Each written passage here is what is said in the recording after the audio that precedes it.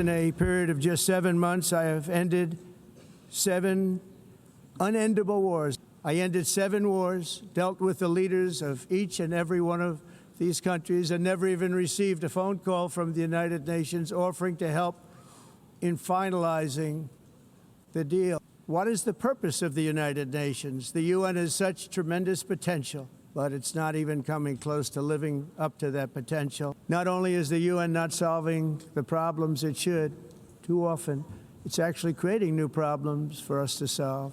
The best example is the #1 political issue of our time, the crisis of uncontrolled migration. The UN is supposed to stop invasions, not create them, and not finance them. And that's President Trump calling out world leaders at the 80th Annual United Nations General Assembly yesterday. Joining me now is KA Consulting President, Fox News contributor, former senior counselor to the president, Kellyanne Conway. Kellyanne, good to see you. Thank you so much for being here. Just had a long interview with the Treasury Secretary, Scott Bessent, about this. Your reaction to the president yesterday on the world stage at the UN.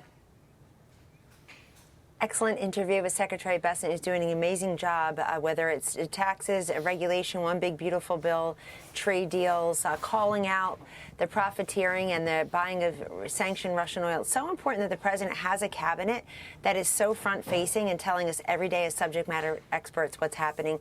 Maria, I thought President Trump's address to the UN yesterday was one of his best speeches, definitely of his second term, and he's had so many. Why? Because he came with the receipts. He actually wasn't scolding them so much as saying, here's how to do it. Right. If you close up your borders, if you tell migrants come here legally, not illegally, if you cut down on the drug and human trafficking, if you get a handle on the biological warfare, you get a handle on the terroristic threats, and you call terrorism for what it is. He told them this is how it's done. He also did something that very few people at the UN have ever done, let alone do now. Our president, Donald J. Trump, talked about cultural identity. And if you start losing that, there is no America first or Germany first or Rwanda first. Everybody needs to be true to the people, the industries, the interests, the sovereignty and the security of their own nation and their own people. That doesn't mean America goes alone. That means the American president goes there and says, if you have unchecked migration and you, the UN, is then handing over debit cards and cash to people who come here illegally in 2024, they handed out billions in it, then you are part of the problem, not part of the solution. And I especially love the positive message of the president, that we've got the greatest friendships, greatest spirit, yes, the greatest military, greatest economy. I think it was an outstretched hand, but it was the president basically saying, this can be done, and we're leading the way in doing it. Last point, he called them out for climate. Yeah. This is important.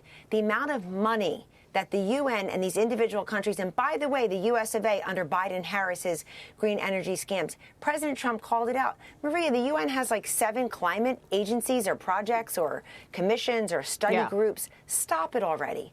They all flew there in their private jets and had their fleet of SUVs on waiting for them to return to go to a 5-star restaurant. Cut it out. Stop being hypocrites. Invest that money in your people. Yeah, and by the way, we're seeing the impact of wide open borders across the world. So it's not just America who has felt this. Italy has taken action. Other European nations have taken action.